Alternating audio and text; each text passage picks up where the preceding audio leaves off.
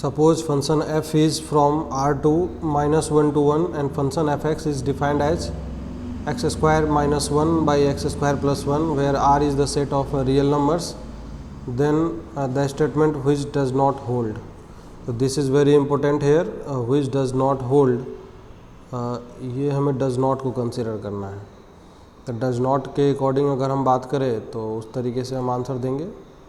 तो ये इम्पोर्टेंट बात है, इसको ध्यान रखना है. डज़ नॉट पूछा है इसमें, तो इनकरेक्ट स्टेटमेंट पे मुझे फोकस करना है. तो सबसे पहले इसका सॉल्यूशन करते हैं. चलिए आइए सॉल्यूशन करते हैं.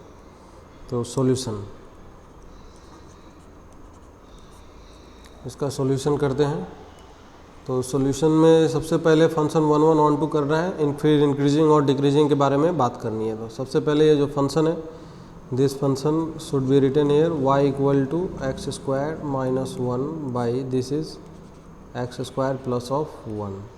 अगर इसमें से माइनस कॉमन ले ले तो ये इस तरीके से दिखाई देगा 1 minus x square by 1 plus of this is x square, इस तरीके से दिखाई देगा. अब यहाँ पे अगर पुट कर दे इसी में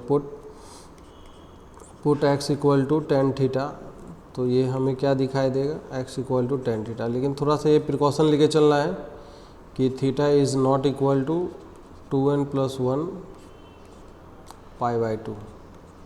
तो यहाँ पे हो जाएगा function this is y equal to minus 1 minus tan square theta upon नीचे हो जाएगा this is 1 plus tan square theta. तो ये जो फॉर्मूला है, ये फॉर्मूला बन जाएगा माइनस में कॉस ऑफ 2 थीटा का, minus of cos of 2 theta. अब हम ये जानते हैं, अब theta is not equal to, यहाँ से एक चीज़ है कंसिडर करना है मुझे. तो 2 theta is not equal to क्या आएगा, 2n प्लस 1 पाई आएगा, है ना. अब यहाँ से कॉस 2 थीटा अगर बात करें तो cos of 2 theta is not equal to minus 1. तो इसका मतलब ये है कि कॉस 2 थीटा का जो रेंज होता है वो -1 से +1 होता है क्लोज के साथ, लेकिन उस पर -1 पे ओपन लग जाएगा. तो इसीलिए जो यहाँ से है y बिलोंग्स टू आ जाएगा, this is y belongs to, this will come like minus times of minus of 1 to 1 पे क्लोज रहेगा, माइनस पे ओपन रहेगा. फिर यहाँ से माइनस अंदर भेज देंगे तो y बिलोंग्स टू ये हो जाएगा, दैट इज़ -1 से प्लस ऑफ 1 हो जाएगा. इस तरीके से आएगा ये.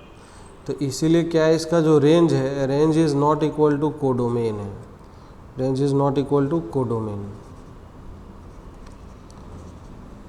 तो इसका मतलब फंक्शन जो है, function is not onto. ये पहला स्टेटमेंट हो गया. तो function is not onto. और दूसरा एक और चीज़ कि कॉस 2 थीटा है, 1 मेन्यू 1 पे अगर कमेंट करना है तो फंक्शन कॉस एक खुद ही अपने आप में मेन्यू 1 फंक्शन होता है. तो यहाँ से y के बारे में एक चीज़ और हम बात कर सकते हैं कि y is what, menu 1 function है ये. तो मेन्यू 1 हो गया. और फंक्शन नॉट ऑन टू है, ऑन टू भी नहीं है, तो फंक्शन इन टू हो जाएगा, है ना. तो यहाँ से फंक्शन फर्स्ट ऑप्शन अगर देखें तो फर्स्ट ऑप्शन क्या आ जाएगा, function is many 1 onto. तो function is many 1 onto, many 1 तो है लेकिन ऑन टू नहीं है ये फंक्शन. तो इसका मतलब ये स्टेटमेंट होल्ड नहीं कर रहा है, तो इसलिए आंसर में होगा ये, क्योंकि डज नॉट होल्ड पूछा है. नाउ फंक्शन इंक्रीजिंग और डिक्रीजिंग के बारे में बात करना है. तो इंक्रीजिंग डिक्रीजिंग के लिए बी वाला पार्ट के लिए, ये पार्ट ए हम सॉल्व कर रहे थे, नाउ बी वाला पार्ट सॉल्व करते हैं. तो बी वाला पार्ट के लिए अगर बात करेंगे तो इंक्रीजिंग डिक्रीजिंग के पे कमेंट करना है हमें. तो इंक्रीजिंग डिक्रीजिंग पे अगर कमेंट करना है तो बहुत सिंपल तरीके से हम कर सकते हैं, इसमें कोई दिक्कत नहीं होनी चाहिए. तो लेट अस डू दिस, इसको हम करते हैं. तो इंक्रीजिंग डिक्रीजिंग के लिए फंक्शन फिर से मैं लिखता हूँ, एक बार फंक्शन लिखता हूँ. तो ये फंक्शन हो जाएगा अपने पास y इज़ इक्वल टू, अगर सिंप्लीफाई करें तो ये x square minus of 1 by नीचे लिखा है this is x square plus 1. तो इसको थोड़ा ऐसे करके लिख लें, एक्स स्क्वायर प्लस 1 का एडिशन और 1 का सब्सट्रैक्शन करेंगे तो माइनस में 2 आएगा और नीचे आ जाएगा this is x square plus of 1 आएगा. तो ये चीज़ हो जाएगा अपने पास, दैट इज़ डिवाइड कर लें तो 1 minus this is 2/x² plus of 1 आएगा, इस तरीके से आ जाएगा।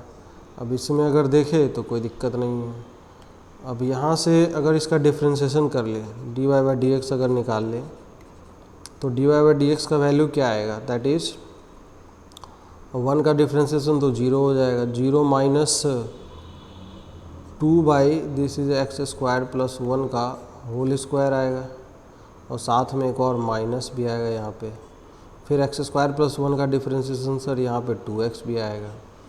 तो ये चीज़ हो जाएगा अपने पास, this differentiation will come out like this 4x by नीचे x² प्लस ऑफ 1 का होल स्क्वायर। ये इस तरीके का फंक्शन आएगा। अब यहाँ से अगर बात करें तो नंबर लाइन पे अगर उसका क्रिटिकल पॉइंट अगर डालें जहाँ पे डिफ्रेंशिएशन 0 हो रहा है तो सिर्फ एक ही पॉइंट पे 0 होगा, x इक्वल टू 0। इसके आगे ये डिफ्रेंशिएशन पॉजिटिव रहेगा, 0 के पीछे ये निगेटिव रहेगा। तो इसका मतलब क्या है कि इधर निगेटिव में function for x less than 0, तो यहाँ से दो बातें निकल के आ गई। अगर x लेस देन 0 है तो फंक्शन क्या हो जाएगा, फंक्शन इज़ डिक्रीजिंग। अगर x ग्रेटर देन 0 है तो फंक्शन क्या हो जाएगा सर, फंक्शन इंक्रीजिंग हो जाएगा। तो इस तरीके से हम इसको आगे प्रोसीड कर सकते।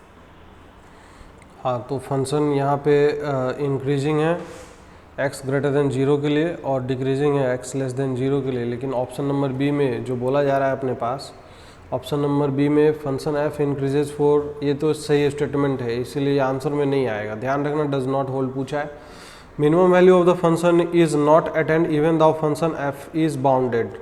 तो फंक्शन का जो ऑप्शन नंबर सी में अगर बात करें तो ऑप्शन नंबर सी में जो फंक्शन का रेंज निकाला था हमने यहाँ से हम देख सकते हैं फंक्शन का रेंज क्या आया था, y बिलोंग्स टू आया था, डैट इज़ -1 से 1 आया था। तो y मिनिमम बिल्कुल है इस केस में, तो y मिनिमम इक्वल टू -1 है।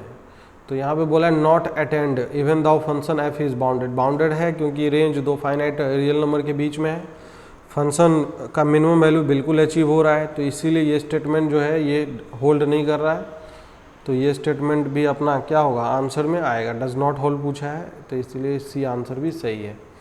Now option number D check करते हैं। Area included by the curve y equal to fx and the line y equal to 1 is pi square unit. Now check this option, हम इस option को चेक करते हैं, option number D. तो option number D का आप कैलकुलेशन अगर देखेंगे तो बहुत सिंपल है, इसके लिए कोई दिक्कत नहीं है, आराम से करते हैं। Let us do this.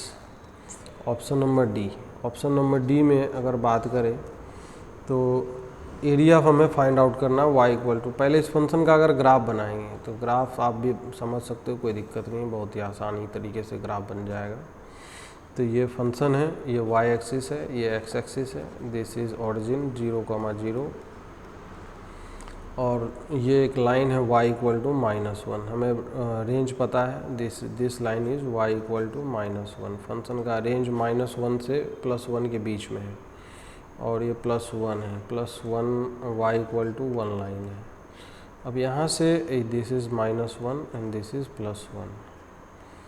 हाँ, फंक्शन को अगर इंक्रीजिंग फंक्शन था x ग्रेटर देन 0 के लिए, तो इस वाले पार्ट में x पॉजिटिव के लिए इसका जो कर्व आएगा कुछ इस तरीके का कर्व आ जाएगा, और निगेटिव के लिए अगर बात करें तो कुछ इस तरीके का कर्व आ जाएगा, है ना। बिल्कुल सर, ऐसा ही कर्व बन जाएगा अपने पास। एक्चुअली ये अपने पास जो शेप ले लिया है कुछ और ले लिया है, इसको मैं थोड़ा सा डिलीट करूँगा।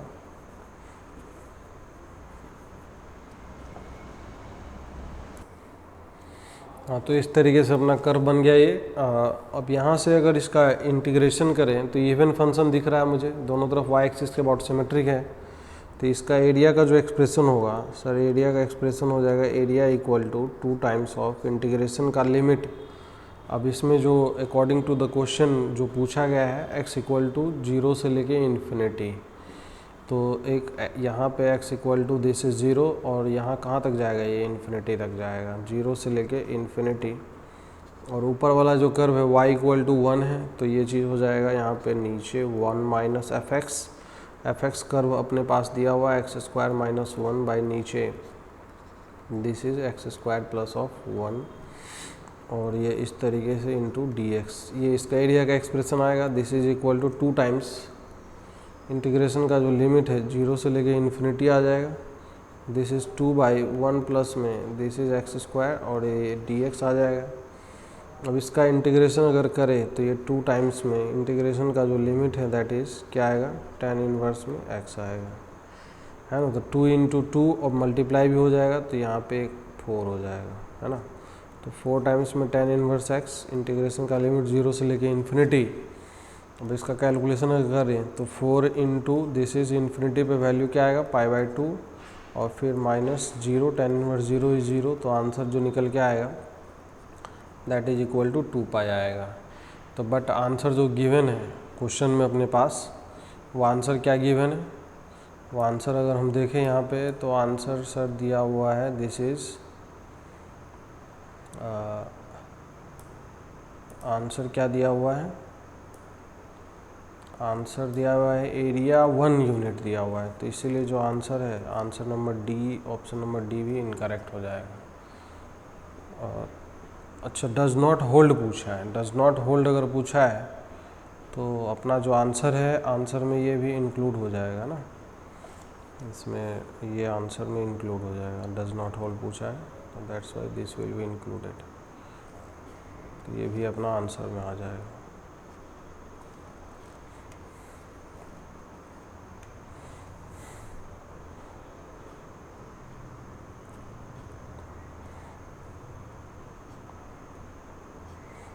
Answer A, C and D। Thank you.